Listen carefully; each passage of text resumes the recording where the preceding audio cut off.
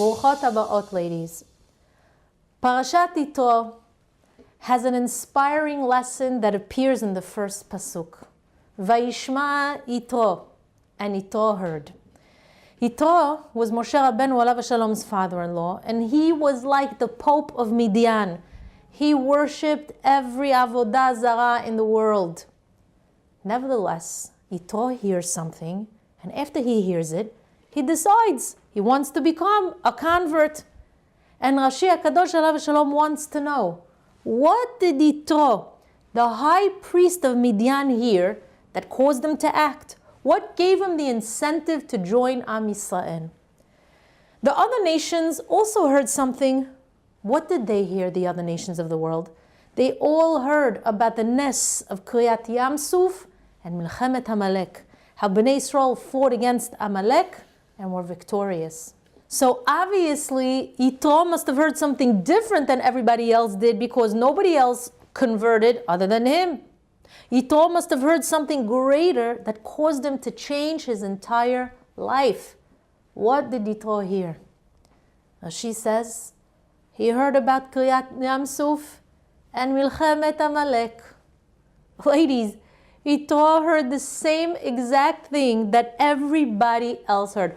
We all thought something different, that he heard something else, because nobody else responded in the same way that he did.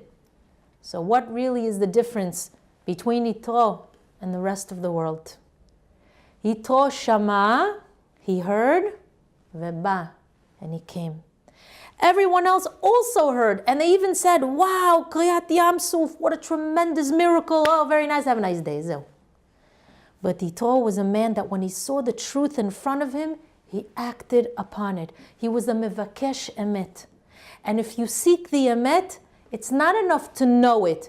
You have to act upon it. Imagine that, ladies. Yitro was the only person in the entire world who converted as a result of hearing about the miracles that happened to Am Yisrael. You know, every day we say in the Tefillah of Alenu, Veyadata hayom vehashevota elevavecha. There are two stages in Judaism. The first is to know, Veyadata. There has to be an awareness of God in the world and in your life.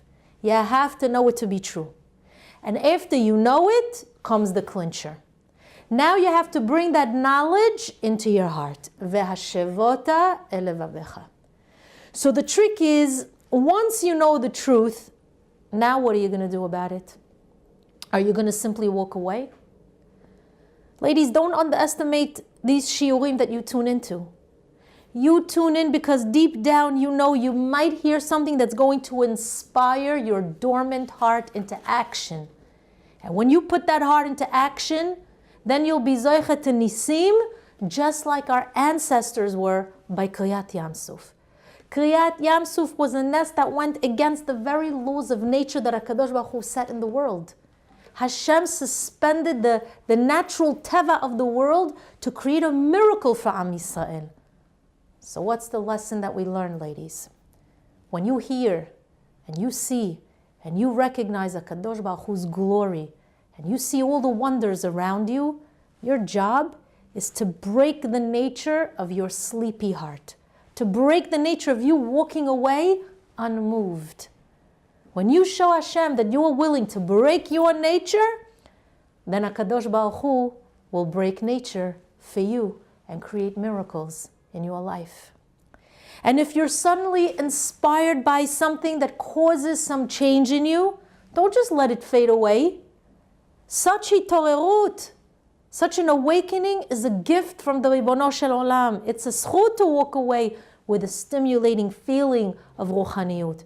Because you could have two people sitting in the same shiur, and one walks away with a motivation to grow and to change, while the other one walks away unmoved.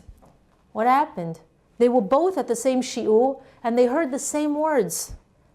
It's because one brought to life the pasuk, Ve'adata hayom ve'hashevota elevavecha. And the other one just remained on the level of Ve'adata hayom. But nothing else happened after that.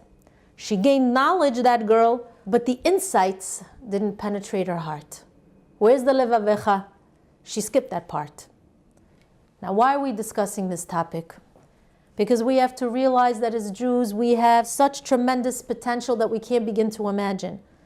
The problem lies in how you see yourself. Because you have the ability to tap into the reservoirs of strength that HaKadosh Baruch Hu placed in your neshama and to unveil that potential. And do you know why HaKadosh Baruch Hu gives you your potential? So that you should be able to fulfill your mission in life. You understand that you have a mission in this world. That there's a purpose for you being here.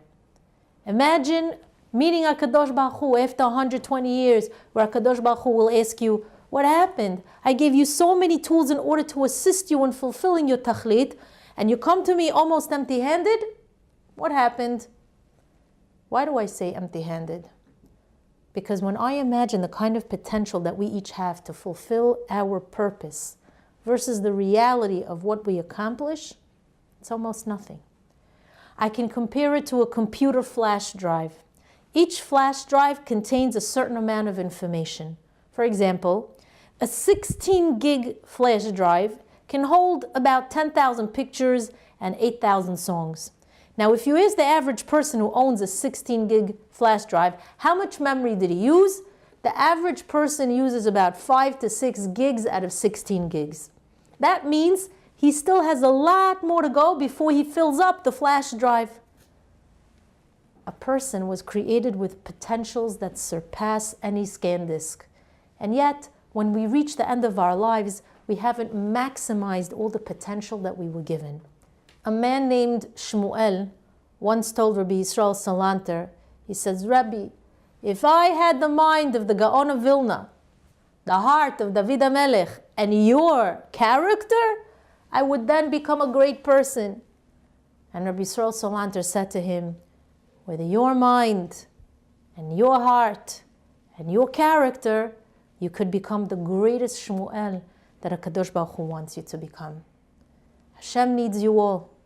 Every single one of you has a mission, but you have to realize how much power you possess, how much impact you have on this world, on your families and your keilot.